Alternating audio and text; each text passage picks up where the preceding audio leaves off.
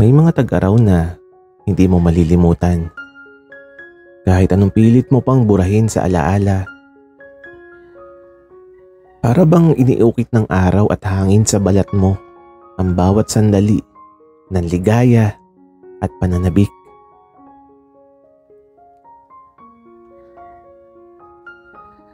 Ang huling linggo ng Marso ay palaging mainit sa baryo namin. Pero sa araw na yon, iba ang init, hindi lang sa temperatura, kundi sa tibok ng puso ko. Nakaupo ako sa tabi ng ilog, pinagmamasdan ang mga alon na naglalaro sa ilaw ng hapon. Dito ko unang nakilala si Isko. Nakangiti siya habang dala ang lumang kamera ng ama niya at tila walang inaalala sa buong mundo. Sebastian, tingnan mo to. Sigaw niya at ipinakita ang kuha niya ng lumilipad na paru-paro sa tabi ng puno ng mangga. Tumawa ako sa kanyang kasiglahan, isang tawa na parang musika sa tahimik na baryo. Hindi ko alam kung bakit, pero parang may kuryente sa hangin nung araw na yon. Parang alam ko ang simpleng pagkikita namin sa ilog ay magiging simula ng isang bagay na malalim, isang bagay na hindi ko inaasahang mangyayari sa buhay ko. Habang naglalakad kami pauwi, ramdam ko ang bawat haplos ng hangin sa balat ko. At sa bawat tingin ni Isko ay nakakaakit. Parang may lihim na sinasabi na hindi niya binibigkas. Alam mo, Sebastian, baka maging mas masaya rin tayo ngayong tag-araw. Sabi niya habang nakangiti. Hindi ko alam kung totoo o biro lang yun. Pero sa isang iglap, para bang ang buong baryo ay naupo sa paligid namin, tinitingnan ng simula ng aming kwento. Hindi ko alam kung ilang tag-araw ang mawawala bago ko siya muling makita. Pero sa bawat araw na lumilipas, sisikapin kong huwag kalimutan ang unang halik ng araw sa balat ko at ang unang ngiti ni Isko sa tabi ng ilog.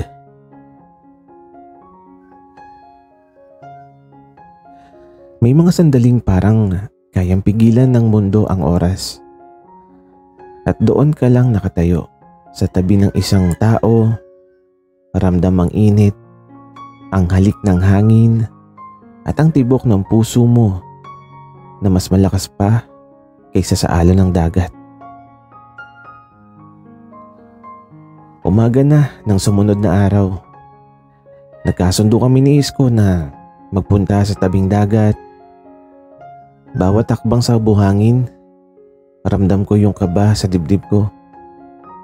Hindi lang ito basta tag-araw, parang bawat hibla ng araw ay sumisilip sa puso ko. Pinapaalala ng damdaming hindi ko kayang itago. Habang naglalakad kami sa baybayin, sabay naming hinahawakan ang lumang kamera ng ama niya.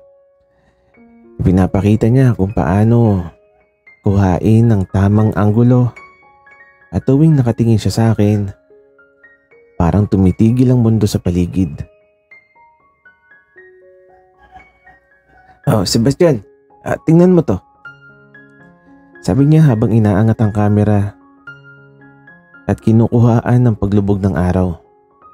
Ang liwanag ay tumatama sa kanyang muka at hindi ko maiwasang huminga ng malalim.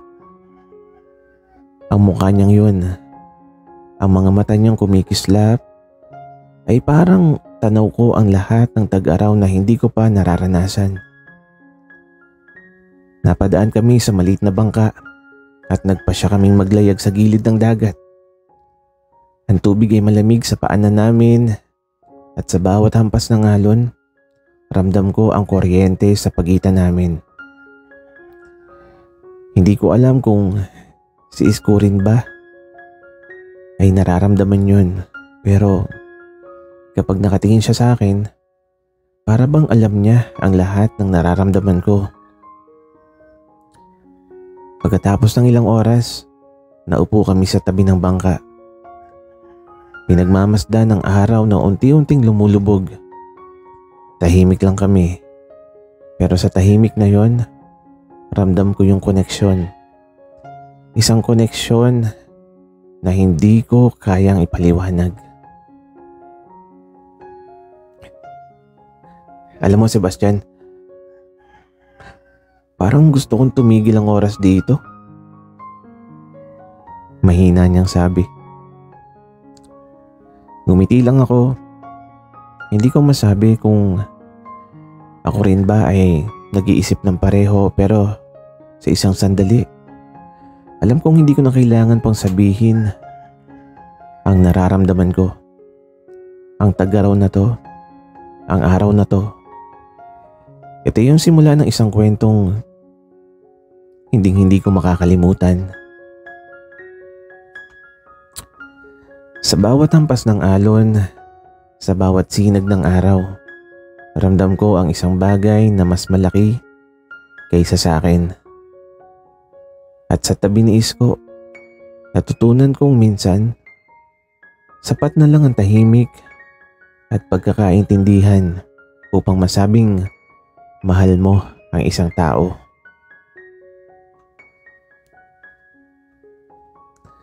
May mga damdaming hindi mo inaasahan na bigla na lang tatawid sa hangganan ng pagkakaibigan. Parang alon sa dagat. Unay mahinahon, ngunit biglang sumasabog sa baybayin ng puso.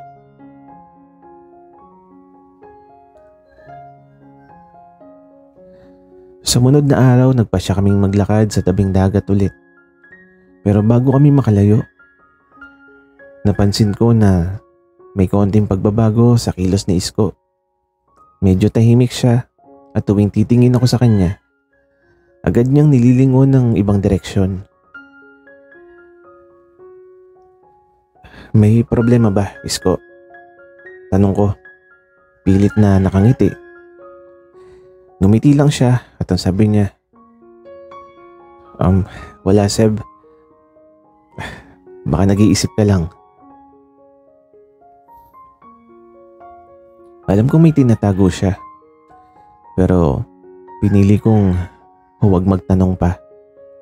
Sa halip, pinili kong damhin ang bawat sandali namin. Ang hangin sa buhok namin, ang amoy ng dagat, at ang init ng kanyang kamay tuwing nadampi ang mga daliri namin habang naglalakad sa buhangin.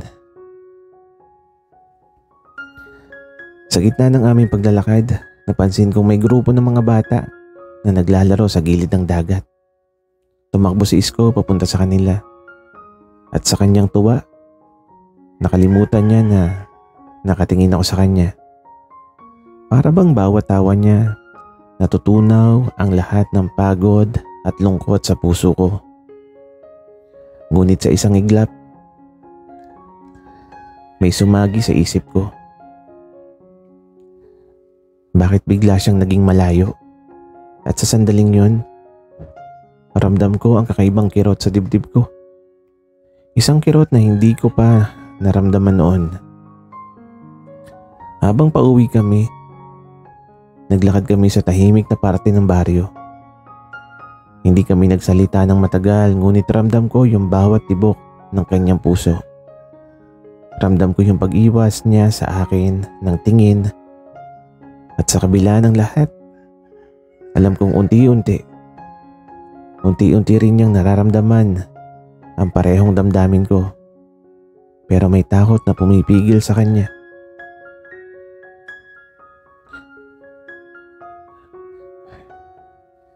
Isko,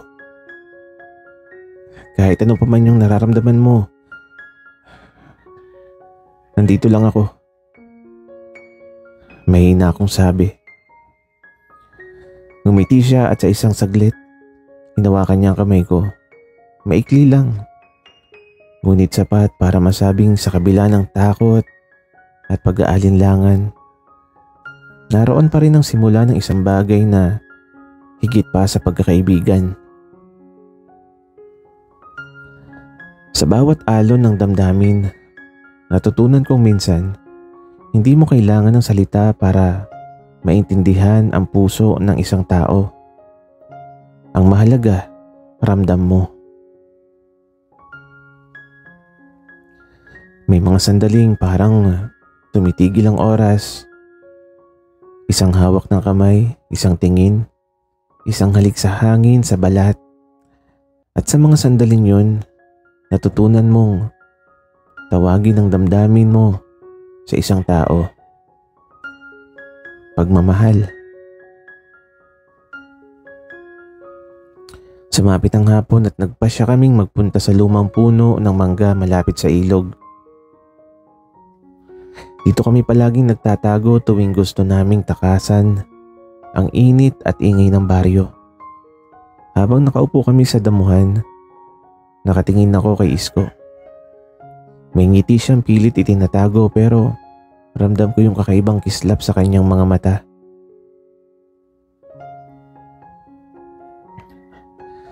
Sebastian, gusto kong sabihin, may nararamdaman ako para sa'yo. Wika niya. Napahinto ako sa aking isip. Tila tumigil ang buong paligid, ang hangin, ang mga ibon, pati ang huni ng ilog. Lahat ay para sa amin lang. Hindi ko alam kung tumakbo o tumayo ako sa sobrang tuwa. Kaya huminga na lang ako ng malalim at tinapik ang kanyang kamay. Isko, pareho tayo. Sagot ko, at sa sandaling yun hinawakan niya ang mukha ko ng marahan. Para bang bawat hibla ng katawan ko ay nagising. Unti-unti, inilapit niya ang labi niya sa akin. Maiksi lang ang halik pero sapat para maramdaman yung init ng damdamin namin. Isang init na matagal nang itinatago, ngunit ngayon, hayagang ipinahayag ng aming mga puso. Matapos ang ilang sandali, napayapa kami sa tabi ng puno. Magkahawak ang kamay, nag-uusap ng tahimik, hindi namin kailangan ng maraming salita. Ang bawat tingin, bawat haplos, ay sapat na para ipakita ang aming nararamdaman. Sa unang haplos ng labi niya sa akin, alam kong wala nang babalik sa dati. Ang tagaraw na to at si Isko ay magiging alaala na hindi ko kailanman makakalimutan.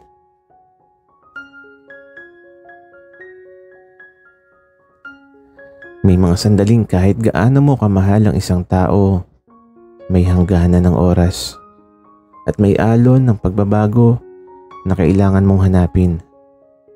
Kahit masakit. Ilang araw na rin mula nung unang halik namin ni Isko sa ilalim ng mangga. Parang bawat sandali ay perpekto. Pero hindi ko maiwasan mapansin ang lungkot sa kanyang mga mata. Sebastian, babalik ako sa Maynila matapos ang tagaraw. May trabaho akong hinihintay doon eh. Wika niya habang naglalakad kami sa tabing dagat. Biglang nanlaki yung mga mata ko. Tila bumigat ang hangin sa paligid namin. Di ko alam kung paano sasabihin ang nararamdaman ko nang hindi nasasaktan siya. Kailan? Bakit hindi mo sinabi kanina? Tanong ko. Pilit pinipigilan yung kaba sa dibdib ko. Ngumiti siya ng pilit at ang sabi niya,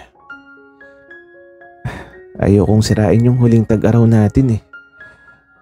Gusto kong maging masaya ka habang nandito pa ako.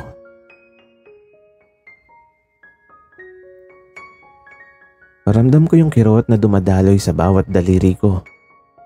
Parang alon ng dagat na dumampi sa buhangin. Maganda sa una, pero mawawala rin kinalaunan. Naglakad kami sa tabing dagat. Magkahawak ang kamay, ngunit sa bawat takbang, ramdam mo ang unti-unting paglisan ng alon. Ang alon na dala niya sa sarili niyang pangarap.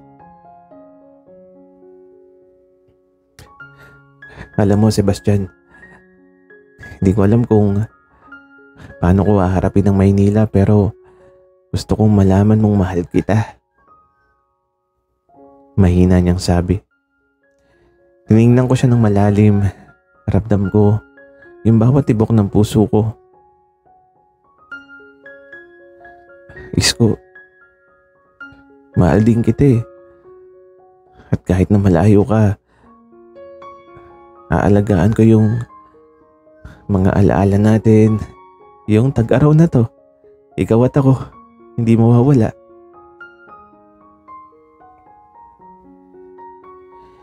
Minsan kahit gaan mo kamahal ang isang tao, kailangan mong palayain siya para sundan yung pangarap niya. At sa bawat alon na humahampas sa tabi namin, ramdam ko na yung simula ng isang bagong kwento. Isang kwento ng paghihintay at pag-ibig na hindi nagwawakas.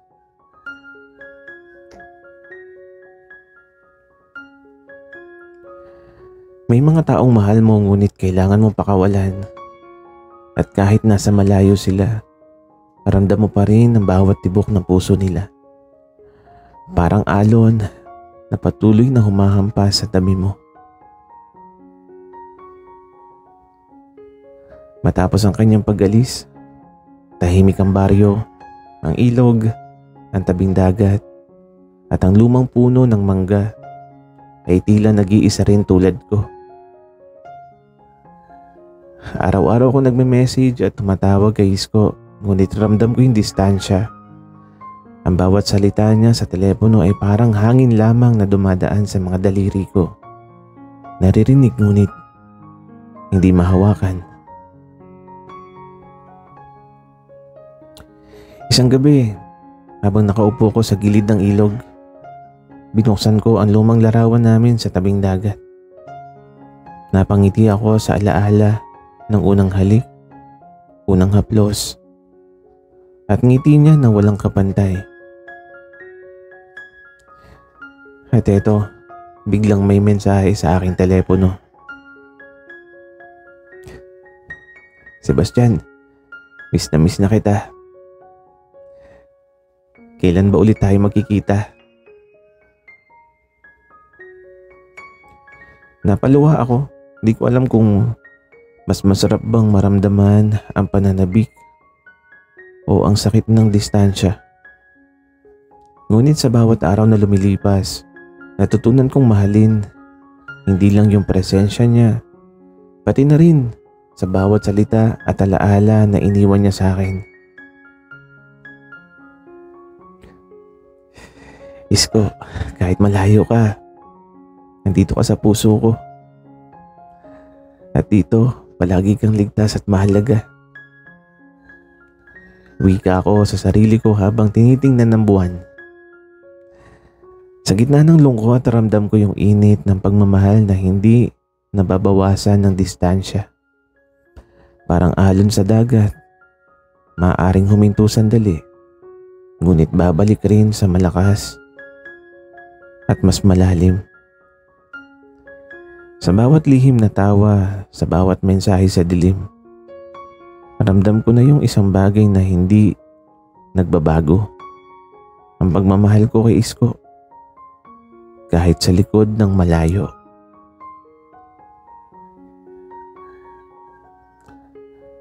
May mga sandaling parang bumabalik ang alon sa tabing dagat. Mas malakas, mas malalim, mas matindi. At sa sandaling yun, alam mong wala nang makakapigil sa damdamin mo. Ilang buwan ang lumipas mula nung huling makita ko si Isko. Ang baryo namin ay tahimik, Pero ramdam ko yung bawat alon ng alaala niya sa paligid, sa ilog, sa tabing dagat, sa lumang puno ng mangga. Isang araw biglang may mensahe mula sa kanya. "Sebastian, babalik ako sa baryo ngayon Tag-Araw. Pwede ba tayong magkita?" Hindi ko alam kung tumalon sa tuwa ba ako o tumakbo papunta sa kanya, pero ilang araw ang lumipas at narito siya.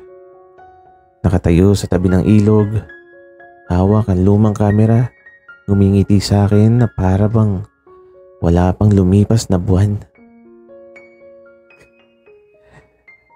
At eto, isinigaw ko yung pangalan niya. At dali-dali siyang niyakap at ramdam ko yung init ng katawan niya. Ang tibok ng puso niya sa aking dibdib.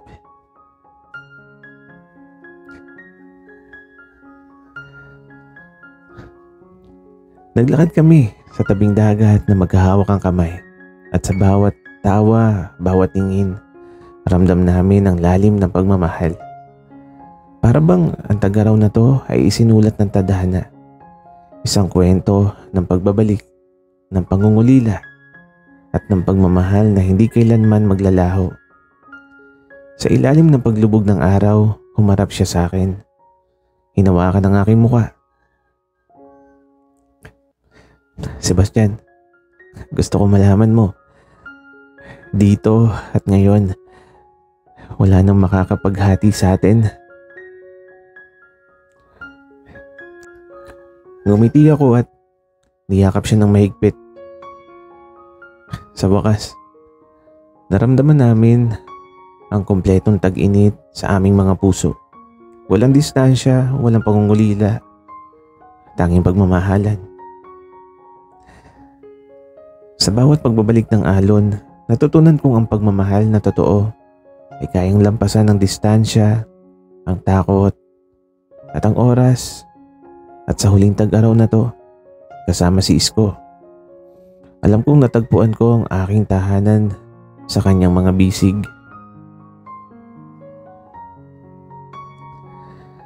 May mga Tag-Araw na nagtatapos ngunit may iniiwan itong bakas sa puso. Isang alaala, isang halik, isang damdamin na mananatiling buhay sa bawat tibok ng puso mo. Ang huling linggo ng Tag-Araw ay dumating na. Kasama si Isko, naramdaman ko yung bawat sandali na parang musika. Ang tawa, ang mga sulyap, ang mga haplo sa ilalim ng araw. Naglakad kami sa tabing dagat, dala ang lumang kamera niya. Pinagmamasdan namin ang paglubog ng araw at sa bawat alon na humahampas sa buhangin, ramdam ko yung bawat tibok ng puso niya sa aking dibdib.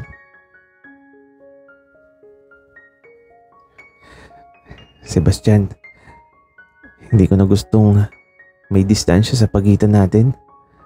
Gusto kong manatili ka sa tabi ko. Hindi lang ngayon. Hindi lang ngayong Tag-Araw kundi sa lahat ng Tag-Araw na darating." Wika niya. Ngumiti ako at sa isang iglap, hinawakan niya ang aking kamay at sabay naming tiningnan ang mundo. Sa paglubog ng araw, para bang lahat ng pangarap at takot, pangungulila ay napawi sa damdamin namin. Naglakad kami papunta sa lumang puno ng mangga. Ang aming tagpuan simula noong unang araw. Sa ilalim ng sanga, hinawakan niya ang aking muka at hinatid ang kanyang mga labi sa akin sa isang halik na puno ng pangako at pagmamahal. Sa sandaling yun alam ko, ang huling Tag-Araw na to ay hindi nagtatapos sa pagmamahalan. Ito'y simula ng walang katapusang kwento namin. At sa bawat huling alon na humahampas sa tabi namin, natutunan ko na ang tunay na pagmamahal ay hindi natatapos kahit matapos ang Tag-Araw, kahit matapos ang buwan at taon. Sa puso ko, si Isko ay mananatiling huling alon, huling ngiti, at huling tag-araw na hindi ko kailanman malilimutan. Sana'y nagustuhan nyo ang aming kwento. Maraming salamat sa inyong pakikinig.